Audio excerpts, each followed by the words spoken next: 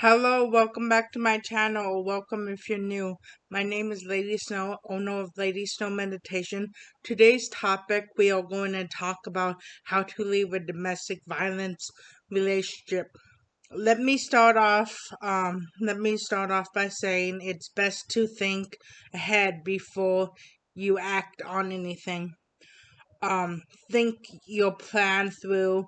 What type of person is your abuser? Should you leave at night or when he's at work? Should you attempt to file a restraining order?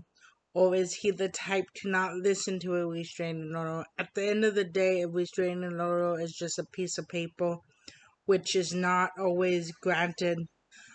So that's good to keep in mind. It's very, very dangerous.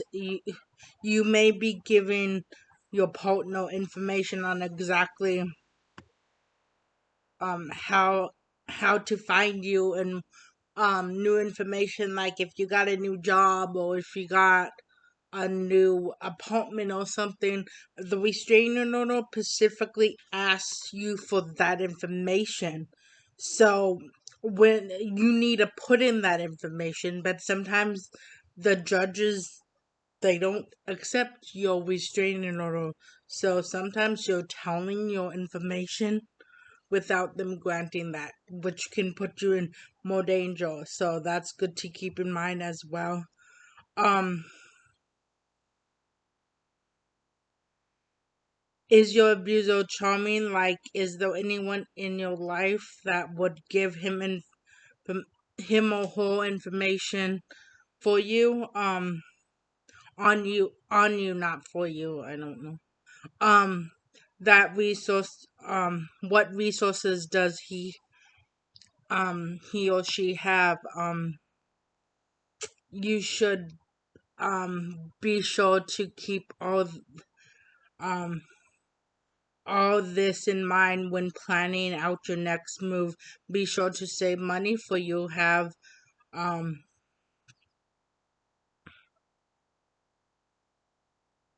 for you have when you leave.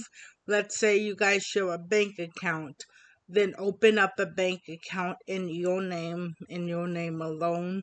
I personally know some banks are trained in financial abuse. I know for a fact Wells Fargo is. I'm pretty sure other banks would be trained in this as well, so they can pay attention to the signs, or if you feel comfortable letting them know what's going on.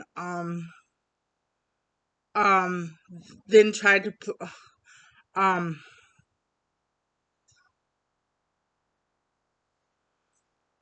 if he gets if he or she gets your paycheck, try to score away a little bit outside of your abuser. Like when I say scroll away, I not mean like a little bit at a time. Don't do too much, but like, because when you cash your check, you have to be the one to cash your check. If you have a job, you have to be the one to cash it. Somebody else cannot cash it for you. So make sure you take a little bit of it. um if the abuser asks, just say you bought a snack or something, like something simple. But yeah, as long as it's not too much, it's not noticeable. If you don't receive money outside of your abuser, then try to apply for assistance. Any mail, for you that you are using to leave your abuser, um, such as any assistance, any resources, anything like that's going to help you leave him or her. Don't um be sure to um make sure it's sent to another address that your abuser can't access. If your abuser has has a leash on you for the places you may go. Like if he or she knows exactly where you're going, or knows who you're going to be with or something. And that's what I mean by that. Try to store money um in needed stuff in one of those places.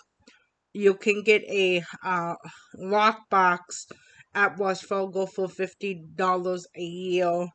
You can also have a shoebox that you can bury in the yard, or even leaving it at a very trusted friends or family member. Maybe even a social event that you normally go to. There is a wealth of resources out there. Um, legal child care money, um, including housing, getting a free ID. There's a whole lot more. So connect with those resources and be sure to hide that stuff as well. Think about kids or pets. What might the abuser do if you left your a dog or your cat or another animal? Um, would he hurt your pet or refuse to give the animal up or back? Possibly plan to take your animal somewhere safe to be whether you figure out your next move. Some abuse shelters have resources for holding onto your pet until you find a place to be. Locally, I know there was Safe Haven, I think it's called. But those places like that that will help you with your pet. Sometimes a friend or family member uh, would help you out as well. Where children are concerned, make sure you have a code word with your child and talk to them beforehand about leaving, as well as keep in mind the restraining order won't always grant one for your child, as well as the real possibility that custody might not be taken away from your partner, the other person, your partner, just because of abuse to you. Sometimes, yeah, sometimes the court is weird or not understanding of situations. It in order to get that, it's good to um mention any safety issues with the child that concerns the child directly. Um, so it is best to bring a second option to court just in case. Um, when leaving, try to have a bag or something hidden away, or like I said, at a friend's house, or at a like events, or um somewhere that um your abuser cannot access and cannot um find out more information about you.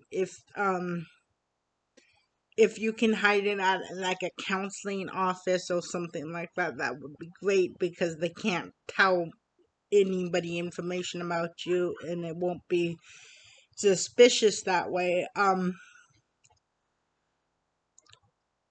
Such as when you keep a bag, you keep such as clothes, birth certificates, social security cards, spare keys, um bus fare, medications, as well as your child's favorite toy or anything that your child needs. um Make sure you have your child's information too. Make sure you um and be sure to bring um any police reports about the person, so you have that on hand. Um and actually, if you get a restraining order granted, make sure you have always have the restraining order on hand, because if they show up and you don't have that proof, then the police can't do anything. They don't always do anything, but they cannot do anything if you don't have that in hand, and if you don't show it to them. So always keep that on hand. Um, Plan ahead on where you want to go before then. Keep in mind that there's a very real possibility that you might be declined for a abuse shelter, so be sure to have other choices available. A friend's house, a those Alaska housing,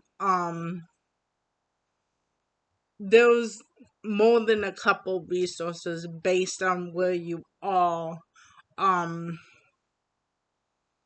and those people that can help you as well. Keep that in mind.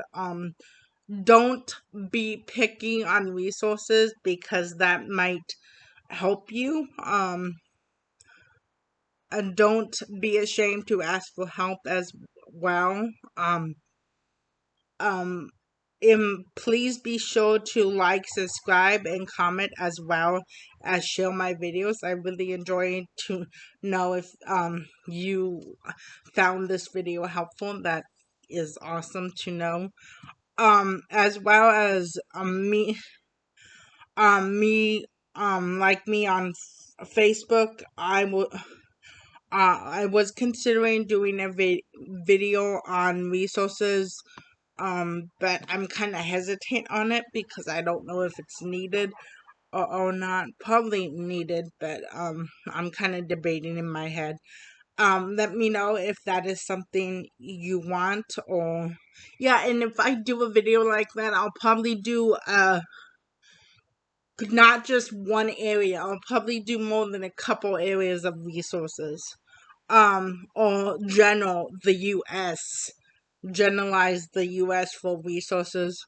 Um, so just let me know in the comments if you would like that. As I said before, a domestic violence video is if a domestic violence video is needed, let me know. Otherwise, I won't get into the conversation that might be traumatic for others. And I do apologize that when I talk, I mainly say he. I don't mean to do that. I'm just used to talking to people I'm just used to talking to women and used to helping women. But I'll work on that. Because all my videos are for men and women. So and sometimes the abuser is not a man at all. Yeah, and let me know. Yeah, and hope you enjoyed this video. I love you all, and stay safe, everyone.